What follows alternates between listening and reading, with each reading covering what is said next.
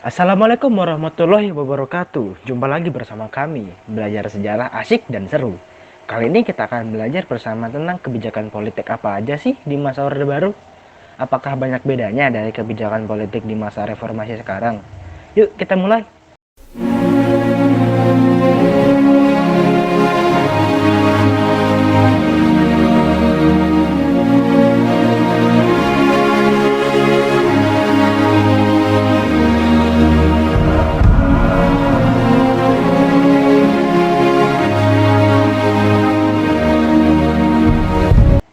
Setelah pemerintahan Presiden Soekarno yang lebih cenderung dekat terhadap Blok Timur secara politik dan hubungan internasional, selanjutnya tongkat kepemimpinan beralih ke Presiden Soeharto yang ingin menghapus seluruh unsur Blok Timur dalam kebijakan politik Indonesia.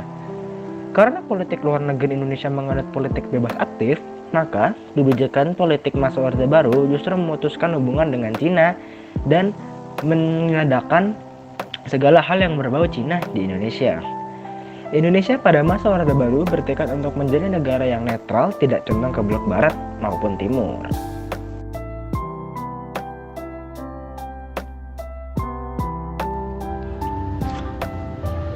Kebijakan politik luar negeri masa Orde Baru.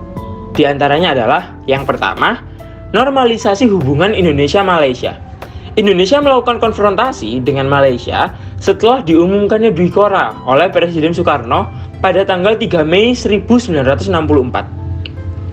Tindakan pemerintah Orde Lama ini jelas menyimpang dari pelaksanaan politik luar negeri yang bebas dan aktif.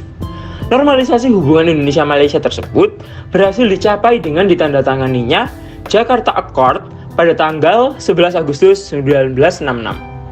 Persetujuan normalisasi hubungan Indonesia-Malaysia ini merupakan hasil rundingan di Bangkok tanggal 29 Mei sampai 1 Juni 1966. Perundingan dilakukan Wakil Perdana Menteri atau Menteri Luar Negeri Malaysia, Tun Abdul Razak, dan Menteri Utama atau Menteri Luar Negeri Indonesia, Adam Malik. Perundingan telah menghasilkan persetujuan yang dikenal sebagai Persetujuan Bangkok. Penandatanganan normalisasi hubungan Indonesia-Malaysia, normalisasi tersebut dibantu oleh pihak ketiga, yaitu Thailand. Adapun Persetujuan Bangkok mengandung 3 hal pokok, yaitu sebagai berikut. Rakyat Sabah dan Sarawak akan diberi kesempatan menegaskan lagi keputusan yang diambil mengenai kedudukan mereka dalam Federasi Malaysia. Yang kedua, pemerintah menyetujui dan adanya pemulihan hubungan diplomatik. Yang ketiga, pemerintah menghentikan segala bentuk permusuhan. Di samping itu, Indonesia melakukan pemulihan hubungan dengan Singapura. Pemulihan hubungan diplomatik dengan Singapura melalui pengakuan kemerdekaan Singapura pada tanggal 2 Juni 1966. Pengakuan tersebut dilakukan kepada Perdana Menteri Lee Kuan Yew.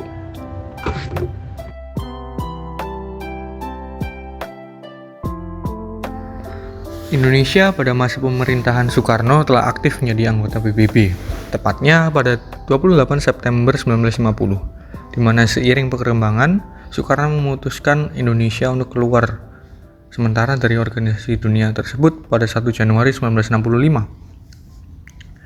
Di mana faktor utamanya keluar Indonesia dari PBB pada masa itu ialah diterimanya Malaysia sebagai anggota tidak tetap PBB. Lalu seiring peralihan kekuasaan dari Soekarno ke Soeharto pada tahun 1966, Indonesia kembali memutuskan untuk kembali ke PBB pada tanggal 28 September.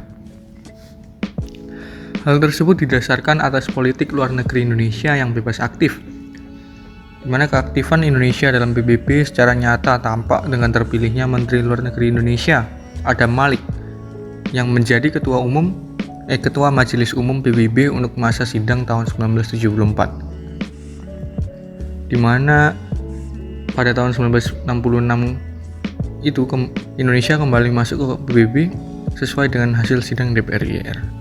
Hal ini juga terjadi karena banyak peran PBB untuk Indonesia, misalnya mengakui secara de facto dan de jure kemerdekaan Indonesia, dan juga mengembalikan Irian Barat kembali ke bagian RI setelah perjuangan pembebasan Irian Barat yang penuh dengan pengorbanan.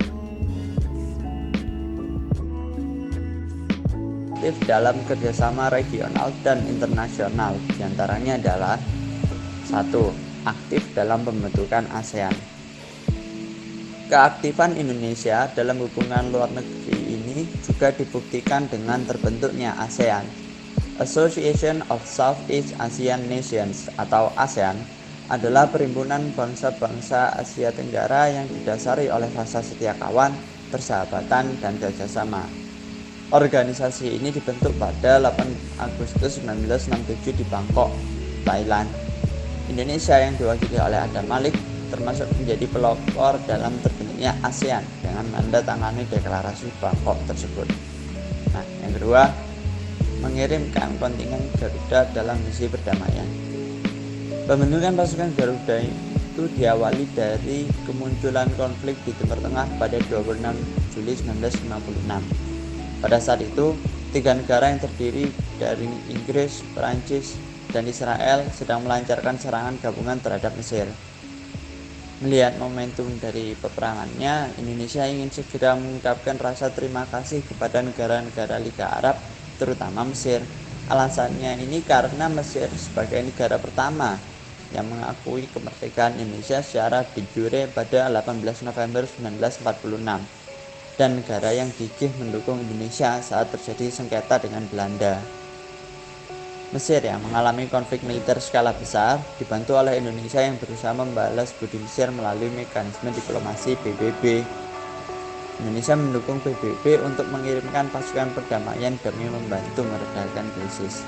Akhirnya, kontingen Garuda 1 dikirimkan ke Mesir pada 8 Januari 1967.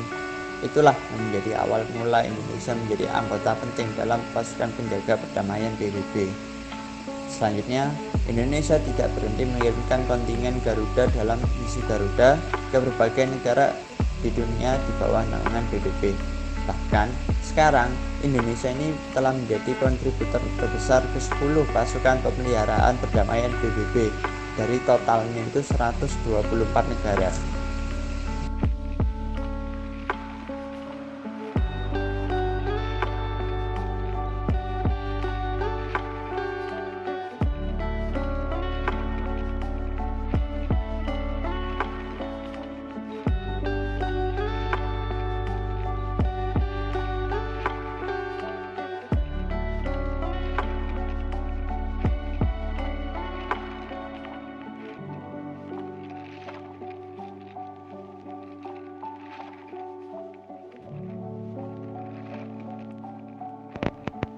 Organisasi Konferensi Islam atau disebut sebagai OKI, singkatnya bertujuan untuk mengkoordinasi dan menampung aspirasi umat Islam di dunia. Organisasi Konferensi Islam beranggotakan 57 negara Islam atau negara yang memiliki mayoritas Islam di kawasan Asia dan Afrika. Beberapa negara yang terlibat sebagai anggotanya adalah Pakistan, Turki, Aljazair, Indonesia, Malaysia, dan masih banyak lagi.